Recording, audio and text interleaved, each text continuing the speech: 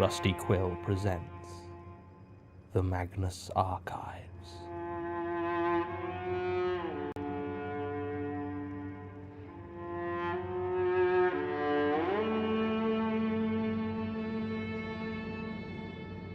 Episode 60, The Observer Effect.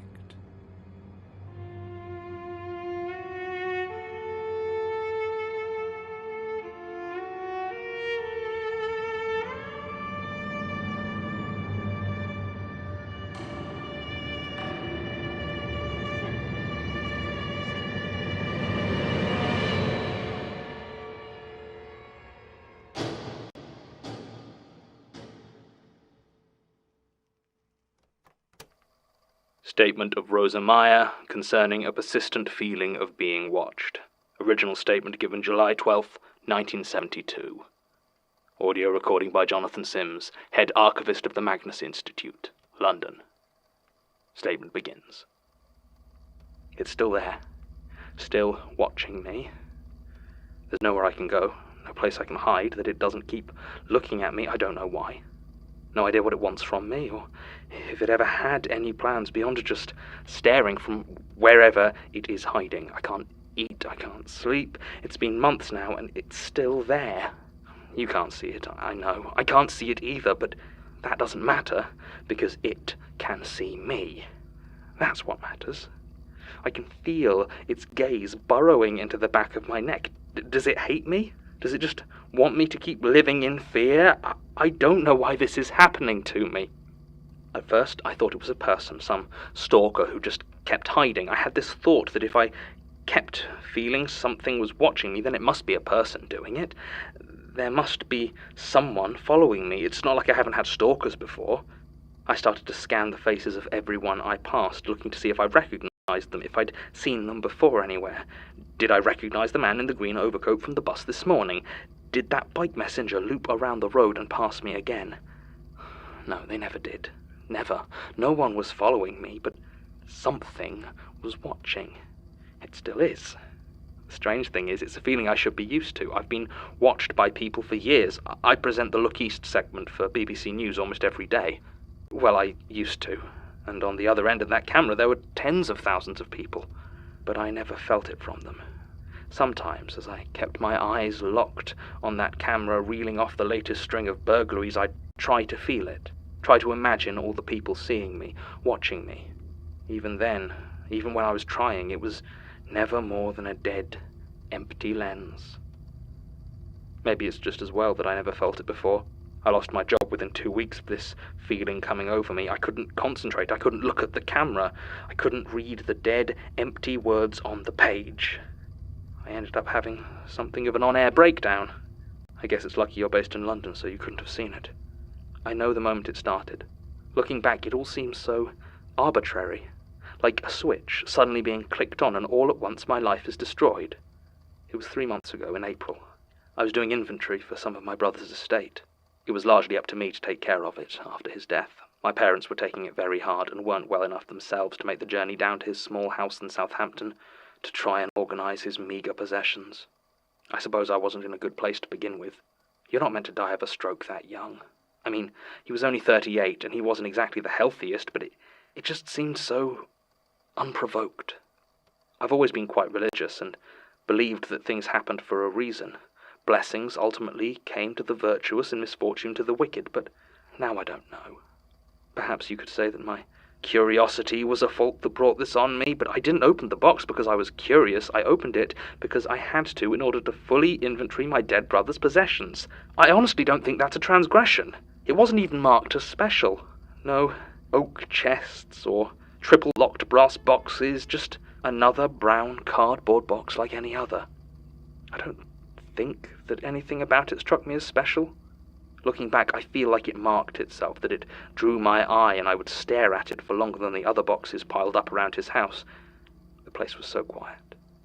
A lonely testament to Christopher's isolation. He'd never married, and there seemed to be nothing in that dingy home that said he had any friends to speak of.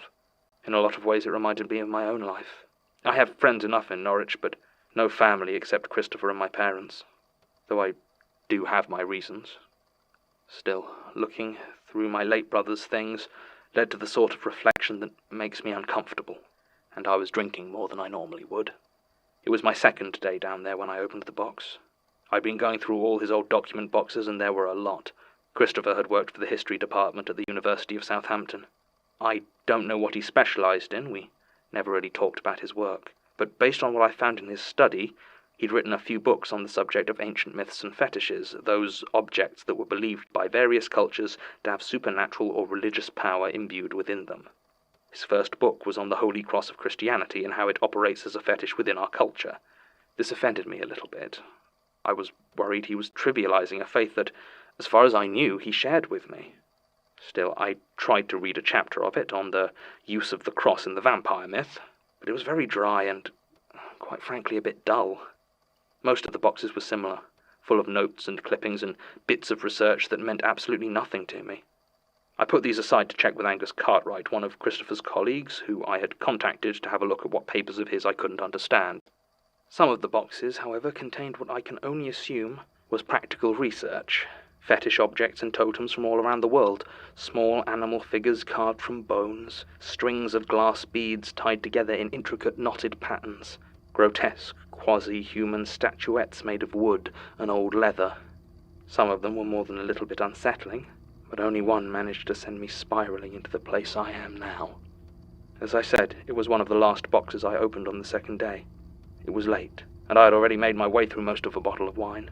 The more I think about it, the more I think that opening that box felt no different to any of the others. No odd feelings, no smells, nothing. It was just a box, empty of everything except a single type-written note and an old hand mirror. It lay inside, utterly innocuous. If it was a trap, there was no way to tell. I picked up the note first. The typing was neat, managed to be completely centered even though the paper seemed to be a scrap that had been torn from a larger piece. It read, in all capitals, "Behind you." I'm sure you don't need me to tell you how unsettling that was. I turned and looked almost before I fully understood what I had read.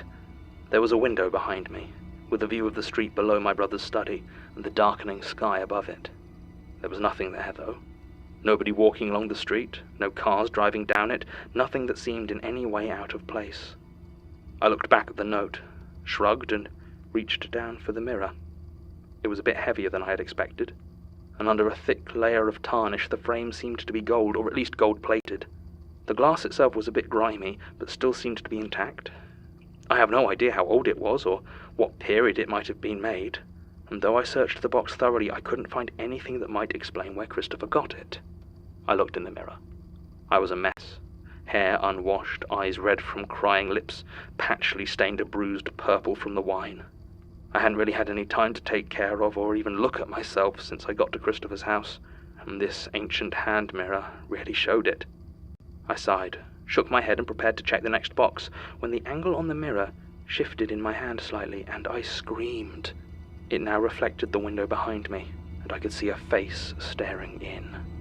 It was dark outside, and it was almost entirely in shadow, so I couldn't tell you much about the features, but it was huge, seeming to take up most of the window behind me. The only thing about it that I could see with any real clarity were the eyes, bright, shining, bulging eyes with pupils so dark it made me feel sick, drinking everything in, watching with a greedy intensity. I could feel its gaze burning into the back of my neck, feel its unblinking eyes. My muscles locked in sudden terror, and the mirror tumbled out of my hand, spinning only once before it hit the floor and shattered into 1,000 tiny shards. 7 years bad luck, isn't it? Maybe that's it. Maybe I have to feel this horrid, aching panic of the eyes I know are following me for 7 years before they finally leave.